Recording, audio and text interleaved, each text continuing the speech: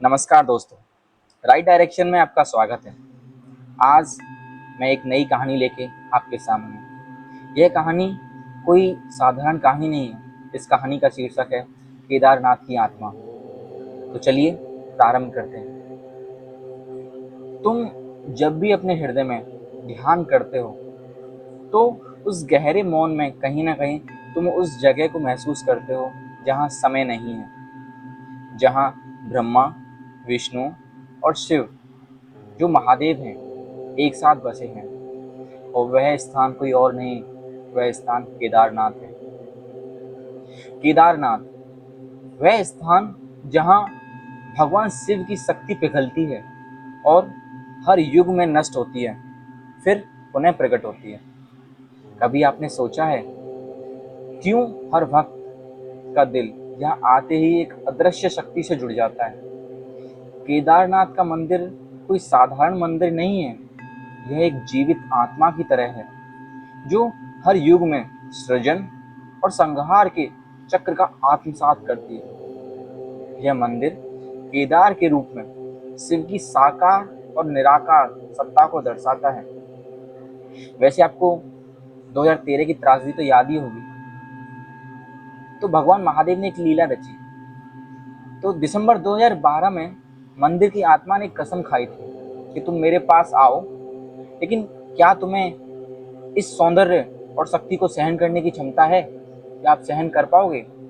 उसके अगले ही साल 2013 की त्रासदी ने केदारनाथ की धरती को हिला दिया। केदारनाथ घाटी में अचानक बाढ़ और मूसलाधार बारिश ने ऐसी तबाही मचाई कि हजारों लोग इस त्रासदी में समाहित हो गए। कुछ बर्बाद हो गए, कुछ बचे, और जिन्होंने इसे जीवित देखा उन्होंने महसूस किया कि यहाँ शिव की कोई और योजना थी। नदियों की धारा से, जमीन के फटने से मंदिर का जो रक्षा कवच था वह एक अदृश्य शक्ति से संरक्षित था। वह शक्ति कोई और नहीं, वह स्वयं महादेव थे। एक तरफ विनाश, दूसरी तरफ भगवान शिव के आशीर्वाद से यह मंदिर खड़ा रहा, जैसे एक अडिग चट्टान जो मानो हर भयंकर विपत्ति से परे था। केदारनाथ के मंदिर के अस्तित्व को जो समझ पाता है वह यह जानता है कि यहाँ की भूमि में विकृति और नव सृजन दोनों की एक साथ शक्ति है। कहा जाता है कि भगवान शिव स्वयं केदारनाथ में विराजमान है, लेकिन उनका स्वरूप महादेव का नहीं बल्कि केदार के रूप में है। वह शक्ति जो भक्तों के हृदय की गहराइयों को छूने का प्रयास करती है। जब भक्त इस मंदिर में जाते हैं तो यह सिर्फ एक यात्रा नहीं होती, यह होती है आध्यात्मिक मुक्ति की दिशा।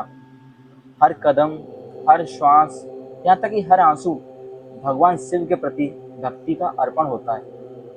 मंदिर केवल भौतिक रूप में नहीं है, वह एक चेतना है जो केवल भक्तों का मार्गदर्शन करती है। जब हम शिव की ध्यान मग्न वाणी सुनते हैं तो हमें यही संदेश मिलता है, जो शुद्ध होता है वही नष्ट भी होता है और वही पुनः उत्पन्न होता है। केदारनाथ में जो कुछ भी हुआ वह उसी सिद्धांत का एक रूप है। विनाश के भीतर सृजन का रहस्य छिपा है। प्राकृतिक आपदा के बाद जो साकार रूप में नष्ट हो गया वह अदृश्य रूप में पुनर्जीवित हुआ। मंदिर का पुनर्निर्माण हुआ, उसकी धरोहर, उसकी आत्मा, यह सब केवल शिव की कृपा और भक्तों के आशीर्वाद से ही संभव हुआ है। केदारनाथ की यात्रा में कोई शॉर्टकट नहीं है।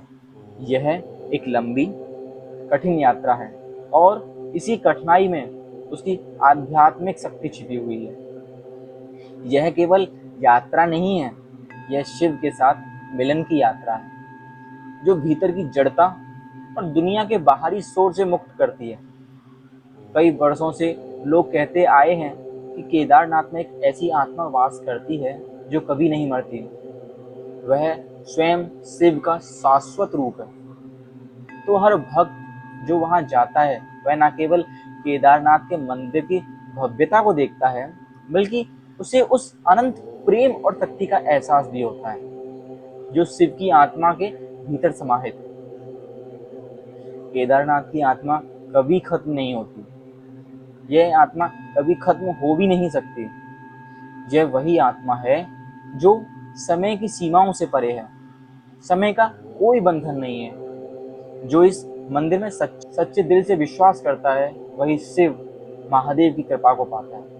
और वह जो यात्रा पूरी करता है वह कभी नष्ट नहीं होता।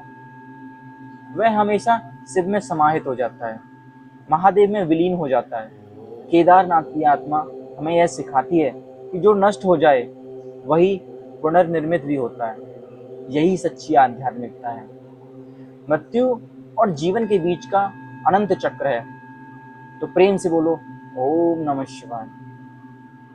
मिलते हैं आपको अगली वीडियो में, तब तक के लिए राधे राधे।